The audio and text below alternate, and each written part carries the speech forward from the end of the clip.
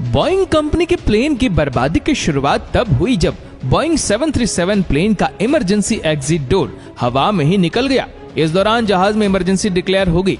Oxygen mask निकल आए। हर तरफ चीख पुकार, इंजन और तेज हवा की आवाजें पूरे कैबिन में गूंज उठी।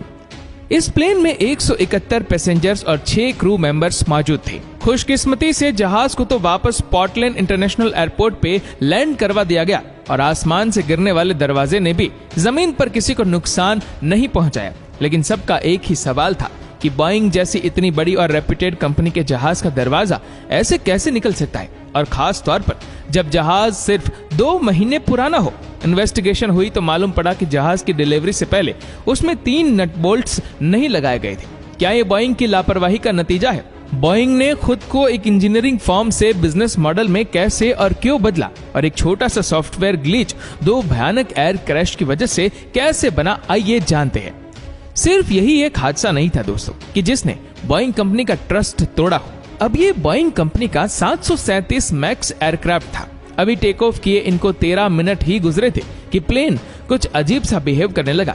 पहले इसकी नोज डाउन होती है, फिर दोबारा से जहाज ऊपर की तरफ जाता है और फिर फाइनली नोज दोबारा से डाउन होती है और जहाज समंदर में जाकर क्रैश हो जाता है। इसमें टोटल 189 लोग थे, जिनमें से एक भी नहीं बच पाया।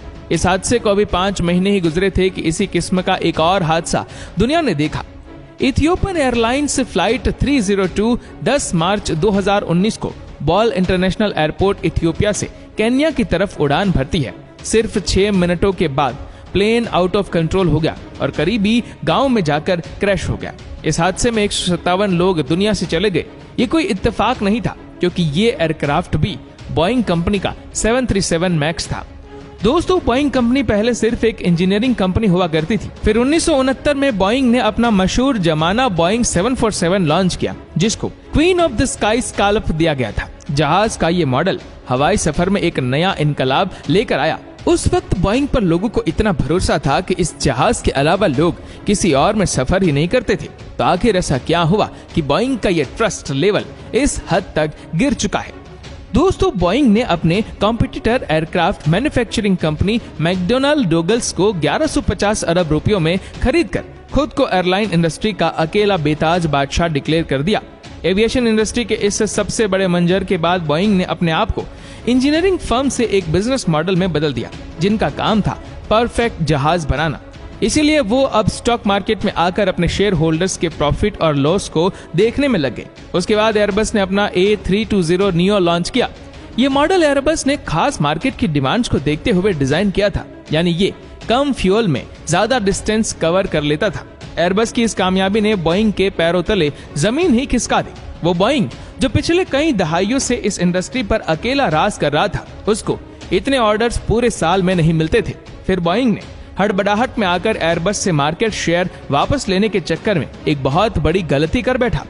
बोइंग को ये नया जहाज लॉन्च करने की बहुत जल्दी थी। इन्होंने इस नए जहाज में extra fuel efficient engine introduce करवाए, पर मसला ये था कि ये इंजन काफी बड़े थे। होना तो ये चाहिए था कि इस नए इंजन के लिए जहाज की पूरी डिजाइनिंग दोबारा से होती, लेकिन बोइंग ने ऐसा नहीं किया। जल्दी के चक्कर में उन्होंने ये नया और बड़ा इंजन सालों पुराने एयरक्राफ्ट में ही लगा दिया, जिससे इंजन का वजन प्लेन के अगले पोर्शन में ज्यादा हो गया। यानी इस नए इंजन ने एयरक्राफ्ट की एरोडायनामिक्स बदल दी। सेंटर ऑफ ग्रेविटी चेंज होने की वजह से फ्लाइट के दौरान कुछ कंडीशंस में बोइंग 737 मैक्स की नज ऊपर हो जाती थी। इस चीज को फिक्स करने के लिए बोइंग ने एक नया सॉफ्टवेयर बनाया। यह सॉफ्टवेयर एक सेंसर की मदद से मालूम करता है कि प्लेन का एंगल ऑफ अटैक क्या है, यानी उसकी नज ऊपर है या नीचे। अगर नोज जरूरत से ज्यादा ऊपर होती है तो यह सॉफ्टवेयर ऑटोमेटिकली एलिवेटर को डाउन करके जहाज की नोज को खुद ब खुद बिना पायलट के इनपुट के नीचे कर देता है। ये एक नया सिस्टम था जो इससे पहले मॉडल्स में इंट्रोड्यूस नहीं करवाया गया था। होता यूं है कि जब भी कमर्शियल एयरप्लेन में कोई नया सिस्टम इंट्रोड्यूस करवाया जाए, उससे पहले अप्रूवल लेने पड़ते हैं, लेकिन उस चीज में वक्त और पैसा बहुत ज्यादा लगता है। इसीलिए उसने ना ही एयरलाइंस को कुछ बताया, ना ही पायलट को और ना ही फेडरल एडमिनिस्ट्रेशन को।